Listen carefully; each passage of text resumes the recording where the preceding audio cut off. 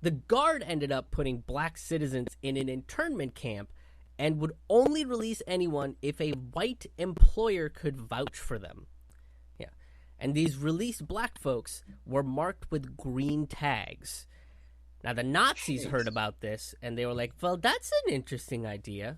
Boy, these Americans, they're good. They're good with ideas, is what they are. We should really be paying attention to what they do. Stars would be fun. Stars, Let's do stars, Klaus. Yeah.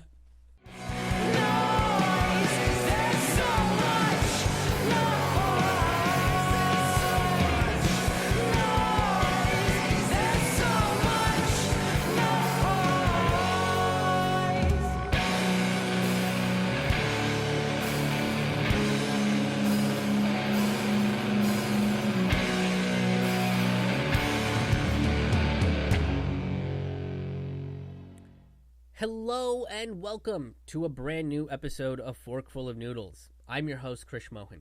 Hey, you guys might notice that you hear a little bit of laughter in the background of these videos, of the Forkful of Noodles videos, and that's because these videos were recorded in front of a live virtual audience. That's right, I perform these shows over Zoom in front of a virtual audience that laughs and participates through the show, and it's a really fun time. And if you want to be a part of that show, you totally can. You can go to my website, krishmohanhaha.com, and snag tickets for these shows. I do them once a month on the last Friday of every month at 8 p.m. Eastern, at 5 p.m. Pacific. They're $10, but if $10 is a little bit too much, if you're struggling financially and you still want to come check out this show, that's not a problem. Reach out to me, send me an email, DM me on Twitter, send me a message on Facebook, various different ways you can communicate with me. Let me know that you want to check out the show and you've hit some financial hard times, and I will get you a free code for the show so you can come, hang out, enjoy a comedy show that addresses issues that you won't hear on corporate mainstream media, and be around some like-minded, wonderful people. So again, if you go to my website, krishmohanhaha.com, you can snag your tickets and join the live virtual comedy shows that happen every single month. Thank you guys so much, and enjoy this video. Hello, everybody. So a quick little announcement before we get into the episode about the Tulsa Race Massacre. I apologize for a little extra preamble, but so the first 5 minutes are going to be in this format where it's not recorded in front of a live virtual audience. And the reason for that is during the show, there was a little bit of an audio glitch. And I spent quite a bit of time trying to figure out how to get rid of the audio glitch. It was basically some feedback from somebody's microphone. And I spent a long time trying to figure out how to fix that. But unfortunately, I was not able to fix it. I don't have an audio engineer. I don't have a producer on the show. It's all kind of run through me and the audience that takes part in the show. So the audience is the one that's like, hey, we're hearing some feedback. We got to get rid of it. And they did call it out, but unfortunately it took them a little while. So the first few minutes of the show, the first few minutes of this episode are going to be in this format where you're not really going to hear some laughter. And then I will transition it into the virtual show. Now, again, if you would like to help me get to the point where I can pay a producer, pay an audio engineer and a video engineer to help me with these videos, you can become a sustaining member or make a one-time donation over at krishmohanhaha.com/donate. Those will help out quite a bit. So without any further ado, let's dive into this week's episode. Human rights. It's one of the justifications that America uses to launch wars and xenophobically attack cultures and races. It's why we hate the likes of China and Russia, and terror groups with vaguely Middle Eastern names, and people that like Christmas, people that dislike Christmas, and continue to condemn socialism. Now the question is, does America have the moral high ground to be judge, jury, and executioner when it comes to human rights violations? The answer is no. The end. Good night, everybody. That's the show. Let's all go home. No, I'm kidding. I'm of course kidding. But and look, all right, before everybody starts freaking out and telling me that, well, if you don't like it here, you can just go back to your own country. Thank you for approving my point about xenophobia. But I do have proof that America has no legs to stand on when it comes to human rights violations. And before we do, can I just address that ludicrous statement real quick? Right? Anytime someone tells me to go back to my own country, I usually say, "You first, pilgrim." And when they shake off the confusion of hearing a brown man quote John Wayne, America's manliest man that's ever manned a manhood, I remind them that Americans are descendants of immigrants who brutally stole this land from the indigenous. This country technically belongs to the indigenous people who lived and worked with the land rather than on it using slave labor. And that's where this particular story of America's human rights violations really begins.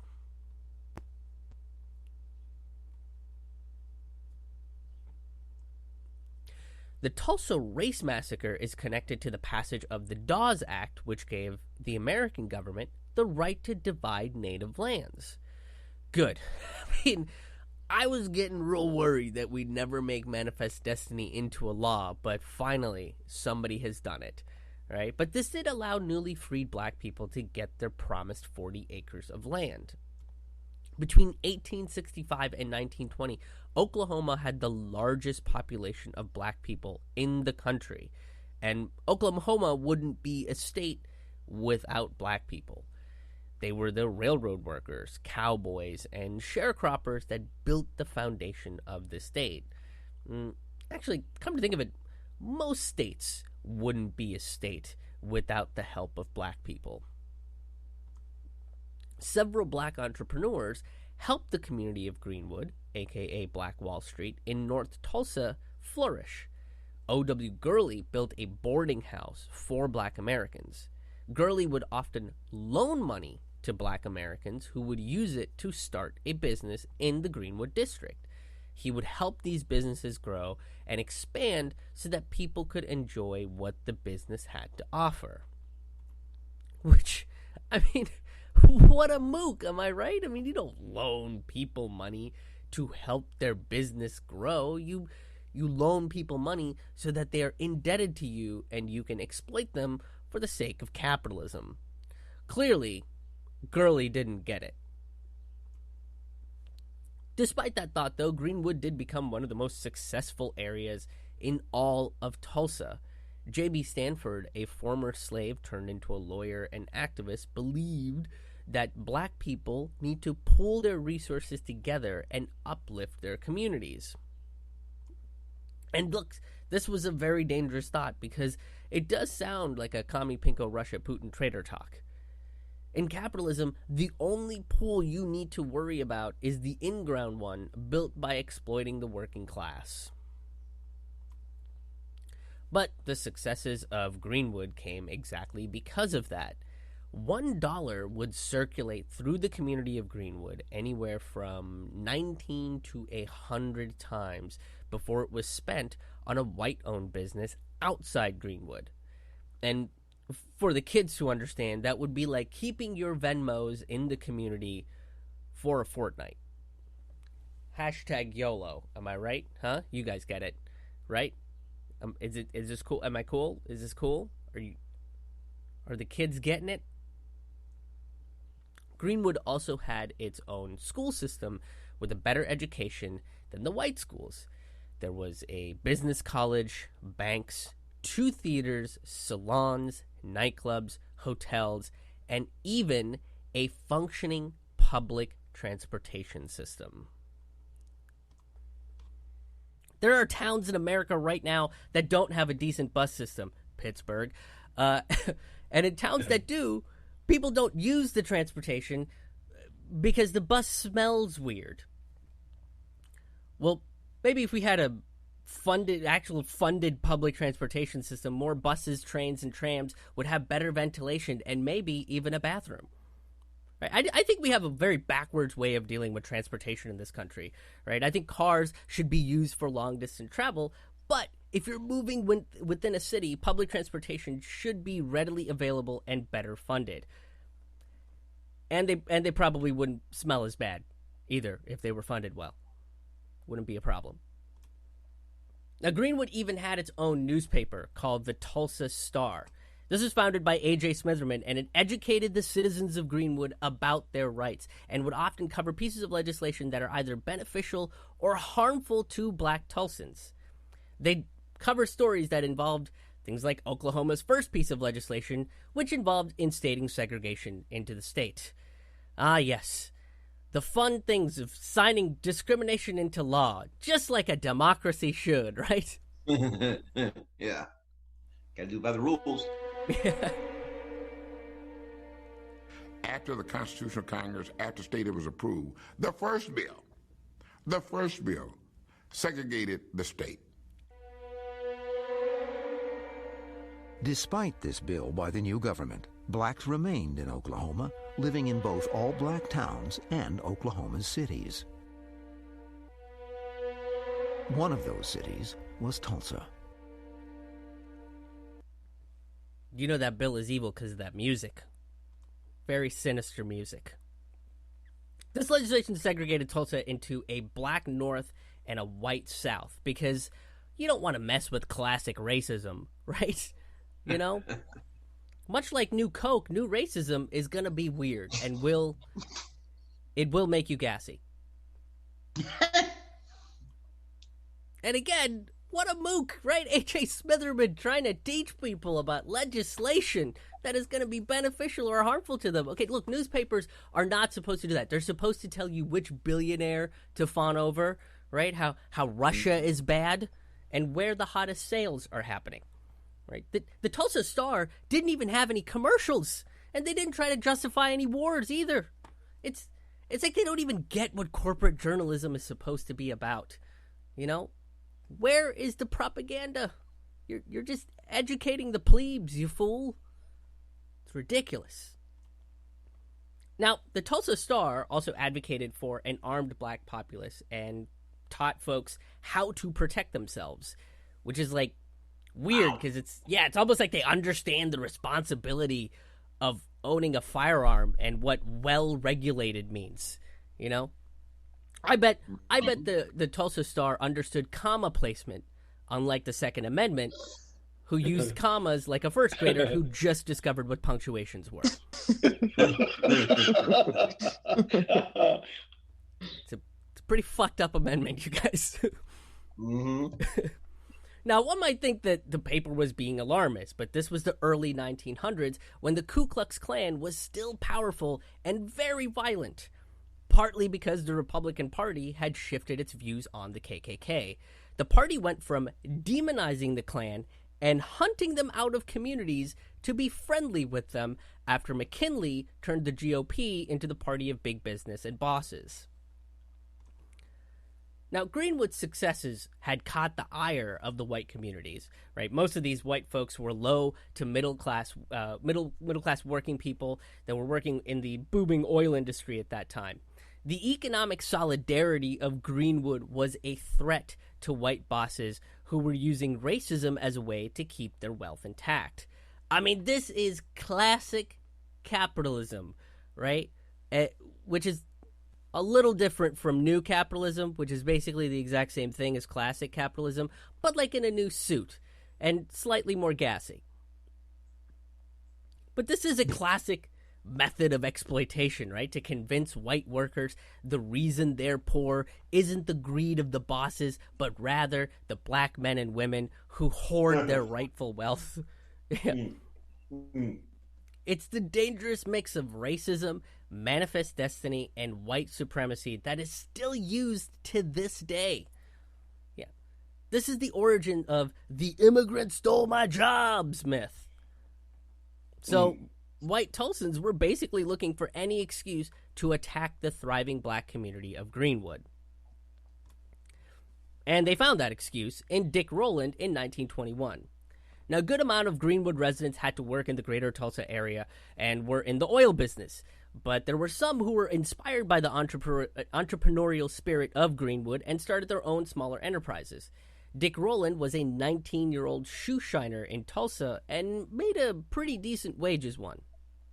And because of segregation, there was only one black bathroom in the city. It was in the Dexter building. And when Dick Rowland entered the building and got on the elevator with the operator, a white woman named Sara Page, residents claim they heard Sara scream and Dick Rowland run away. Now, Rowland is arrested for potential sexual assault and is kept in prison. To this day, nobody knows exactly what happened in that elevator. The most likely explanation is that Rowland tripped and fell into Sara Page, causing her to scream in shock. But the Tulsa Tribune decided to run a very different story. The Tulsa Tribune ran a story titled "Nab Negro for Attacking Girl in Elevator." This inflammatory article strongly implies that Dick Rowland, a black man, had raped the young white elevator operator, Sara Page. 3:15 p.m. The newspaper hits the streets of Tulsa. Now these guys get what journalism is about, huh? You know? Right. You just kind of print whatever the fuck you want, and then the proof comes later. Or it doesn't. Who cares, right? We move that paper, baby. That's what it's about. It's all about them subs. You know what I'm talking about? That's what these guys are doing. Sidebar, please make sure you like, share, and subscribe this stuff. Very, very important. Also, I gotta say, this kind of makes Tulsa Tribune America's very first tabloid, right? The next story they ran was about Woodrow Wilson's underwear and whether Bigfoot is real or not. Spoiler alert, he is not. Probably. I don't know. Maybe. I don't know. You don't mean that, Chris Mohan. You don't mean that. It's a comedy show, and that's a joke. Dream Crusher. That's the most controversial statement I'll make. Like, people will leave comments about their proofs of Bigfoot. But back to Tulsa. As a mob of white Tulsans started surrounding the sheriff's department, Sheriff William McCullough and his men barricaded the sheriff's office and were assisted by anywhere from 25 to 75 armed black men from Greenwood. Most of these black men were World War I veterans. After a white Tulsan tried to take a black Tulsan's gun away, a shot is fired, which erupts the race riot. Overwhelmed by the number of white folks, the black folks retreated back to Greenwood to try and regroup. The lynch mob of angry white folks, who were now deputized by city officials and the Tulsa police, charged into Greenwood and proceeded to destroy the town and kill anyone who didn't look like them. This was basically like the Purge, if the Purge was also racist. Which, it doesn't have to be. Like, the Purge is bad enough as it is. We don't really need to add racism to it, but boy howdy, did they do it anyway. You know, the lynch mob was arresting black people and imprisoning them in a ballpark. I remember men taking my father to a place where they kept prisoners at 11th and Elgin, McNulty Park. Other than that, I never saw my father anymore during the race riot. I just remember my mother taking care of us. You know, locking people up and using a baseball park as a prison really makes mass incarceration America's favorite pastime, doesn't it? Damn. 1,256 houses were burned. 215 houses were looted, and the business district faced irreparable damage. 21 churches, 21 restaurants, 30 grocery stores, 2 movie theaters, plus a hospital, a bank, a post office, library, schools, law offices, and half a dozen private planes, and even the bus system was destroyed. Perhaps the reason why these buses smell so bad is that they're all just covered with this stench of racism. That is not a fun smell. Look, this is basically why we can't have nice things, you know? Because instead of asking if they can be part of something awesome, jealous, propagandized white folks will just tear things apart. There were even reports of airplanes flying over the town, dropping kerosene to spread the fire. And firefighters say that they were threatened by the mob if they tried to put the fire out. They threatened to kill firefighters for trying to do their job. Eventually, the Oklahoma National Guard was called in to stop the riot after roughly 12 hours. Right? Upwards of 6,000 black citizens were arrested by the National Guard. The white citizens were disarmed and sent home, which some people see as a bigger injustice than wrongfully arresting innocent people of color. The Guard ended up putting black citizens in an internment camp and would only release anyone if a white employer could vouch for them. Yeah. And these released black folks were marked with green tags. Now, the Nazis heard about this, and they were like, well, that's an interesting idea.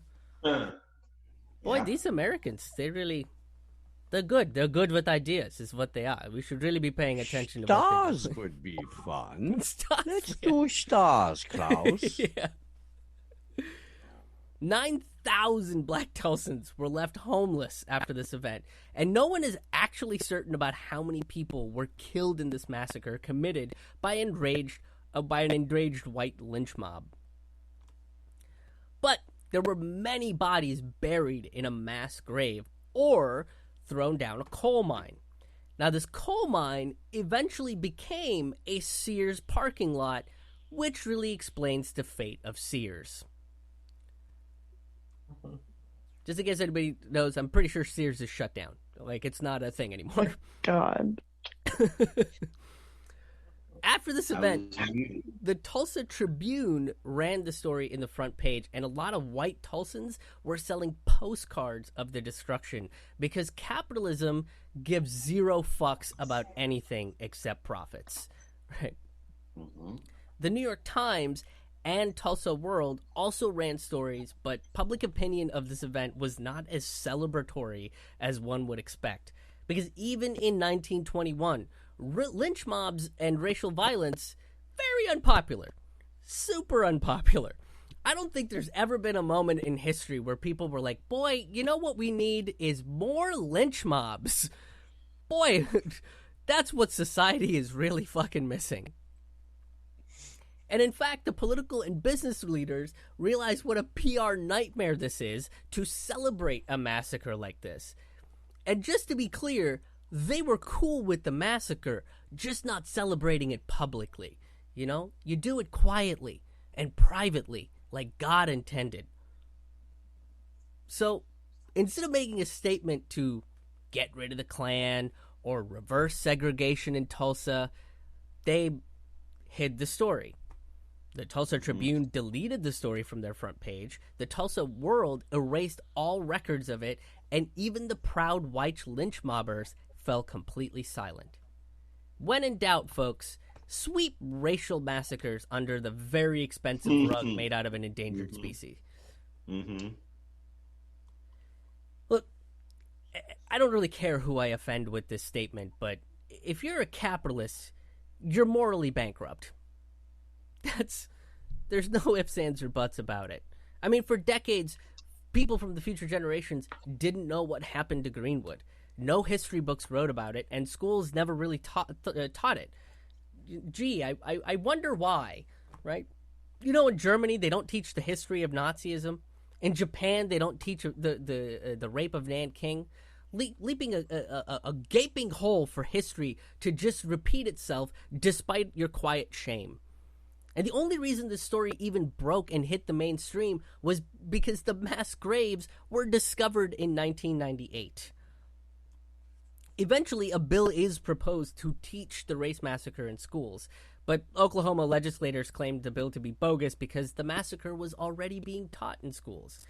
And I'm sure even one of them said, well, look, we teach kids that slavery is bad. What more do you people want? Ridiculous.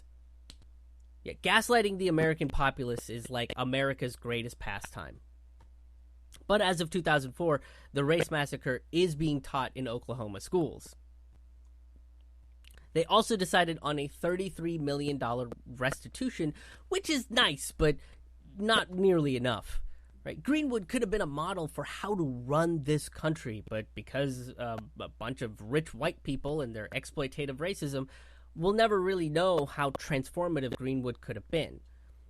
I would wager to bet that there would have been far less poverty, crime, suffering, and racial hatred if Greenwood would have thrived.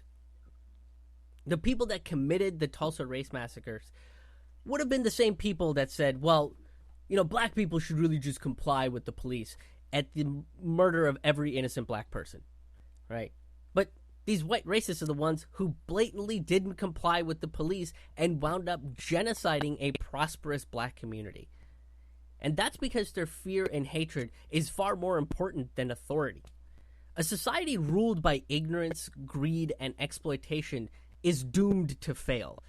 No matter how many unmarked graves you bury the truth in, it'll resurface and show us how we squandered a good thing. Okay, so I know some of you guys are thinking, well, Krish, that Tulsa thing happened like 100 years ago, okay? Things have changed. Okay, we got a black president, followed by two of the whitest men you could ever imagine. But and oldest. Yeah. But we had that one. Well, let's not forget that the white dudes are responsible for pretty horrific things. In fact, one of them is responsible for setting up institutionalized racism in this country, and the other one just benefited from it. Mm-hmm. We still see this kind of stories in our society today, right? And stories like this are often hidden from the public.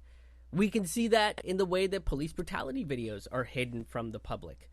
And I'll use a conservative's favorite line when it comes to privacy, right? If you don't have anything to hide, why not just let the public poke around in those body cam footages?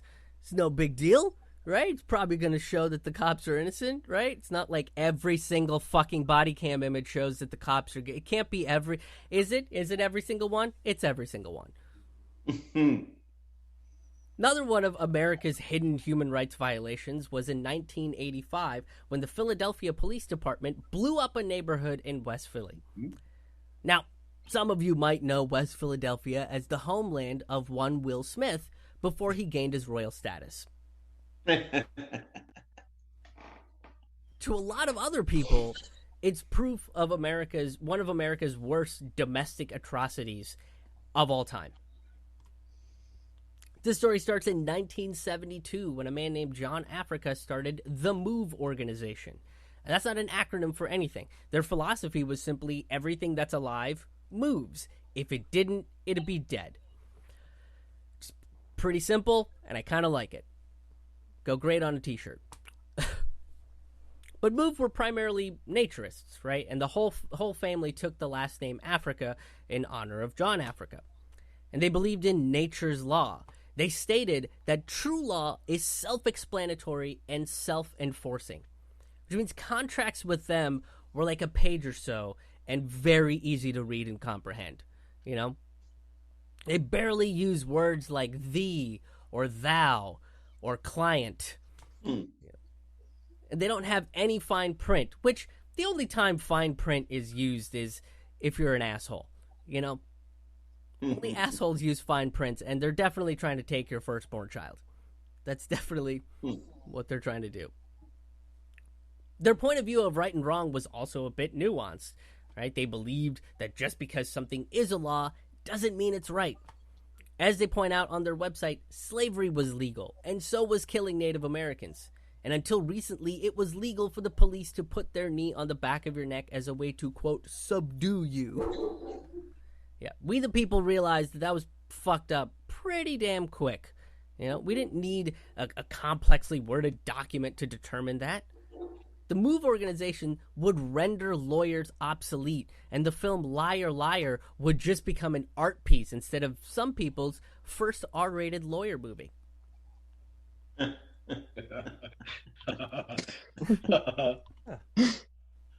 would just be fun. They were also huge environmentalists and believed that all life on this planet is equally important. So they were huge advocates for animal rights. And they were such big animal rights activists that they had several different types of animals at their house. And they also had buckets of raw meat for them, which the neighbors would often complain about. Which, come on, when's the last time you really saw a pack of dogs barbecuing out there? You know? It's been a minute. It's been a minute. You got to be on the right kind of drugs to see that. They were also anti-technology. That was a very specific C-point joke. MOVE was also anti-technology, right? Part of their philosophy was to go back to the hunter-gatherer days, but another part of their philosophy was anti-corporation and anti-capitalist. They believed that technology and science in the hands of capitalism and greed would end up destroying the planet. Boy, I wonder where they got that idea from. So to them, the best thing to do was to just get rid of all technology altogether and move to a much simpler form of life. MOVE believed in a minimalistic community living and community parenting. Women in MOVE would give unassisted births and believed in breastfeeding. They also had the entire family raise the kids. I mean, MOVE really took the phrase, "it takes a village to raise a child," very seriously, you know? Whereas some people in America believe that parenting is putting on YouTube and then letting that kind of parent the child, you know? And yeah, and as we all know by now, YouTube is a sinister bitch. YouTube will show your child hardcore porn involving superhero bots. Thank you for laughing. I wish that was a joke. Jesus Christ. Right? MOVE also believed that they should all be armed, not just for hunting purposes, but also for self-defense. In fact, they held political rallies in favor of the Second Amendment, which often offended their neighbors, who then called the cops on them. Look, I've watched large white men enter a Starbucks like it was the end of the Predator movie, okay? And people just look at that guy and go, "Bah, that's just Kooky Carl and his arsenal." But black folks exercising their rights to the Second Amendment yields an entire army to stop them. This is why racism is objectively dumb, right? Racists believe that black people to be an inferior race, but fear them for using the same weapons that they do for self-defense. Yeah.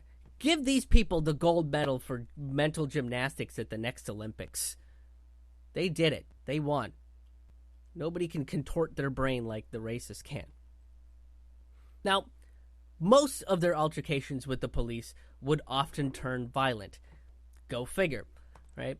And these cops would use water cannons to force their way into their homes. And during these bouts of violence, the MOVE women have reported miscarriages due to attacks from the police. In fact, Life Africa, Janie Africa's child, was killed in one of these incidents. And the police denied the existence of the child altogether. I mean, come on. Give those cops the Grand Dragon Racist Achievement Award right there. You know? Mm-hmm. Big round of applause for being a vicious racist and a gaslighter of the highest order, you guys. I mean, that takes some balls, you know? If you're wondering if the Jedi mind trick can be used for evil, don't worry. The Philadelphia police got you covered. Okay? They're all basically Sith Lords that traded in their lightsabers for a gun and a badge. Now, in 1977, the city obtained a warrant to evict the MOVE organization. And they ended up staying in their home for an extra year. And they made a deal with the city to turn over their guns if members of their organization were let out of prison. And the city kept up their end of the bargain, but MOVE didn't. And in 1978, MOVE was forcefully taken out of their homes in a shootout with the Philadelphia police. And this only ended when an officer was shot and killed. Now, everyone thought Move did it, right? But the medical evidence shows that the officer was shot from the back when the members of Move were standing right in front of him. And much like the Kennedy assassination, the official report in the response to the public's questions are, hey, shut the fuck up. Just shut up. Why are you asking questions? Who let you people in here? By 1985, they were in a second house that they reconstructed, and they added additional layers of concrete and other tactics to make their house more bulletproof. What we're going to do is we're going to go into the house next to Move. Members of the bomb squad would reach a hole into the basement and onto the second floor of 6223. The purpose was to breach a hole, put a pepper fogger through the wall, leaving the first floor for an avenue of escape for the Move people. We breached part of the wall. Officer Miller got the pepper fogger started. And I remember standing next to him when he pushed it through the wall. It had about a 4-foot pipe. He got it up and he got it running. But he only got it so far in and he hit something else. And the conclusion that we drew at that time, that they had walls inside the walls. We had strategies to help protect us, you know. We know how these people come. We realized that this was not what we anticipated. They didn't blow 3-inch holes in the party walls. They blew off the whole front of our house. Look, these precautions were taken because the amount of abuse that they took from the cops, right? They were still doing their loud anti-capitalist rallies, and the neighbors complained about profane music. And as I said that sentence, I'm sure there's a Karen somewhere that just clutched her pearls at the thought of this. And at this point, the cops had obtained a warrant for the Move organization because of parole violations, contempt of court, illegal firearm possession, and making terroristic threats. I mean, most of the threats were telling people the truth about how toxic the capitalist system actually is. 500 police officers descended on the house to serve the warrant. And I'm sure somebody thought, hey, maybe we could just send one squad car to the house, but the commissioner decided, it's a fucking Tuesday. Let's get the whole force out there, you know? We'll make it like a fun racist bonding experience. and then we can all go for ice cream later, you know? Yeah, everybody will have vanilla. That's it. That's the only ice cream flavor. No chocolate. Anybody that orders chocolate is fired. The cops came over the loudspeaker yelling, "This is America." And they were right. It was America. A large group of overly armed white thugs ready to murder a group of environmentalists whose biggest crime was a noise violation and having more meats than Arby's. The Philadelphia police's onslaught on the Africa family started with pumping water through a water cannon into the house. They then pumped 10,000 rounds into the house. And this is where the bulletproofing came in handy. The additional concrete barriers protected the people inside the house. This went on for an hour and a half. And sure, if you're watching Lord of the Rings, they still haven't started their journey yet. But 90 minutes of bullets is absurd no matter how you shake it. Now, after a few hours, Mayor Wilson Goode, who hated the Move organization, approved Commissioner Gregor Sambor to use an explosive on the house. Using a helicopter, they dropped 2 C4 bombs on the house. One of them connected with a gas generator on the roof, setting fire to the whole house. Mm-hmm. As the fire raged on, the police commissioner told the fire chief to let it burn and put it out later. Apparently, Commissioner Sambor thought all firemen were also pyrokinetics. Which is a nerd way of saying they can control fire. But of course they are not, and the fire burned out of control. As members of MOVE would try to come out of the house, the cops would shoot at them, forcing them back into the burning house. Right. Yeah, it's like that game that you play when you're a kid, you know? Would you rather die in a house fire or being shot to death by the racist police? And every time somebody brings up a game like that, I always have to ask, why the fuck are we playing this game? What is the why are those the only options that are available? Like, can we add a different option? Can we add, like, would I rather die in a house fire or, like, pet puppies? Because I would choose that one as, like, an easy, like, can we have, like, a nice option? This is why I don't get invited to parties very often. By the end of all this, 11 people were dead, including John Africa, and 5 of them were children. 60 houses were completely destroyed, and 250 people were left homeless. The only survivors from the Africa family were Ramona and 13-year-old Birdie. Ramona was arrested and incarcerated for 7 years for rioting and conspiracy after the cops bombed her house. Mm-hmm. This is like punishing a serial killer's victim's family for not being, quote, careful enough. Okay? So they go up and be like, look, Mrs. Rodney, okay, if you were a better parent, your son wouldn't have been eaten, okay? Now we're going to let Mr. Dahmer go back to his house and live out his days as an upstanding citizen who has taken population control under his supervision. Otherwise, heads are going to roll. Otherwise, heads are going to roll. This is protocol, you guys. Now, a commission that investigated the incident found the event to be unconscionable and determined that the neighborhood wouldn't have been bombed if it were a white neighborhood. But no penalties are awarded to the officials involved in the bombing because in America, racism isn't a crime. It's just a way of life. But, you know, Mayor Good did make a public apology because it was bad PR if he didn't. And I'd like to say that this is where the story ends, but nope. This is the post-credit scene to the horrific MOVE bombing incident.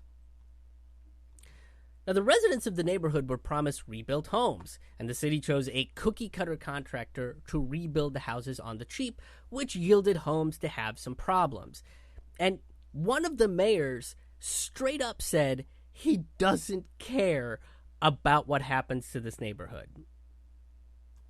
Finally, Mayor Rendell, we got an agreement with Mayor Rendell he was going to fix the major problems with the houses. We asked Mayor Rendell, could we have a second opinion about the condition of our properties? And we were able to get the Army Corps of Engineers to come out and do an evaluation. They were built below code, but yet they were certified for occupancy, which implies that they meet all codes and all standards, but they did not. But they told us they did. And then Street was elected. He was the worst yet. He was of the 4 so far. Nutter's running him a close second, but Street was the bottom line animal. Okay, what he did was just blatantly said, "I'm not doing it." I mean, we got a contract. We got a signed contract from the mayor.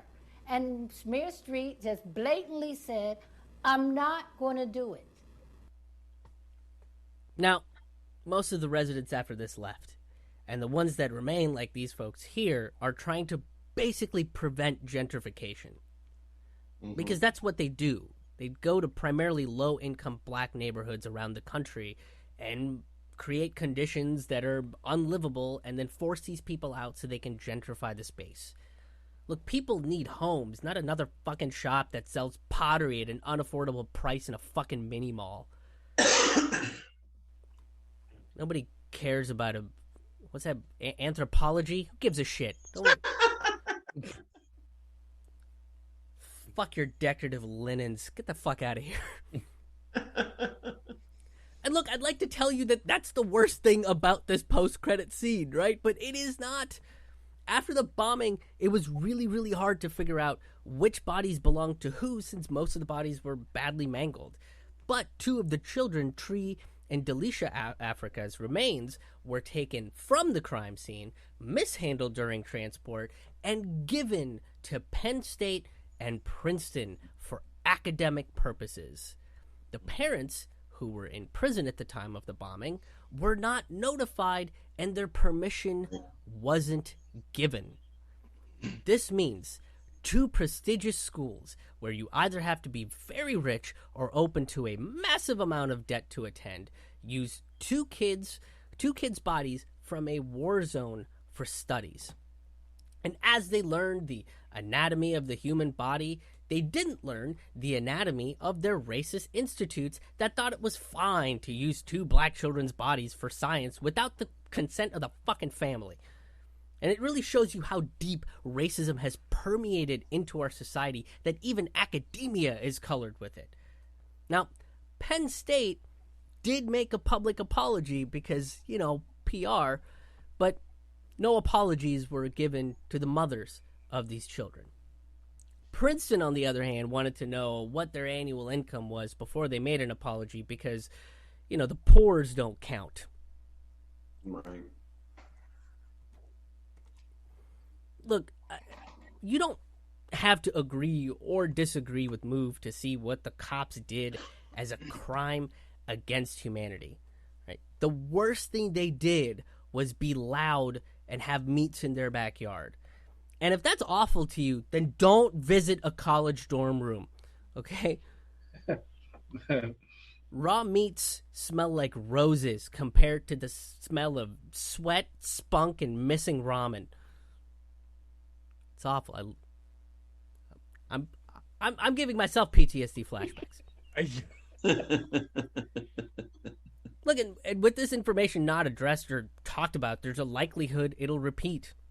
It also shows you why some of these newer civil rights and activist movements are decentralized yet very organized. Because if they were centrally and publicly organized, the cops, the intelligence agencies, and politicians will blow them up like they're the final act of a Rambo movie. And the real question is, knowing all of this, how can people actually trust the justice system in America? Look, America's history is full of these sort of atrocities, right? From the treatment of the Black Panthers, the nonstop McCarthyism, the treatment of the indigenous, Julian Assange, and so much more. It's really, really hard to say that this is a country of good guys. So for them to come out and chastise another country because they don't live up to the American standard is a double standard. And when you call out these atrocities, people just keep telling you that, if you hate it here, then why don't you just go back to where you came from? There is no perfect country. And that's not even the point. Look, I call out injustice and inequalities everywhere. Those things aren't exclusive to America. It's a humanity problem. We just have to try to be less cruel to each other. And we have to learn how to detect manipulation when we see it. The reality is I live here in America, which means this is the country I physically see citizens in pain. And this is where I know I can try and make a more just and equal world. And this is why sharing stories like this are important. And these stories are why America can't claim that they're the bastions of human rights. The end. Damn straight. We go, Krish. Yes. Excellent. Yeah. Thank you. And that has been your Forkful of Noodles for this week. Thank you so much for tuning in. If you enjoyed this video, please make sure that you hit that like button and hit that share button. Get the word out on YouTube and Facebook. This kind of content is pretty often suppressed and sometimes even gets deleted from their site. So it's very important that you guys hit the like and the shares. That always helps us find new viewers on the algorithm. And if you're trying to subvert censorship, the best place to do that is Rockfin. Rockfin is the blockchain cryptocurrency video platform site that is all about helping content creators earn an income from what they create. And there's absolutely no censorship on that platform. So if you want to follow me on Rockfin, you can follow me at rockfin.com/Krishmohan. Haha. And if you want much more content, go to my website, krishmohanhaha.com. It's KRISHMOHANHAHA.com. You can find all my stand-up comedy albums there. You can find past episodes of this show. If you missed a live stream, they're up on the website there. You can catch past episodes of my interview podcast, Taboo Table Talk. And you can make a donation. If you're on stable financial ground and you want to help support the show financially, you can do so directly on my website by making either a one-time donation, which acts as some super chats, as it were, or you can become a sustaining member, which gets you free tickets to the virtual, and when live comedy comes back, live comedy shows, as well as additional bonus content, which includes stand-up comedy shows, and you can ask me questions and leave comments for me as a sustaining member as well. So once again, you can go do that over at krishmohanhaha.com. It's KRISHMOHANHAHA. Thank you very much for tuning in, and there will be a new episode next week, so stay tuned.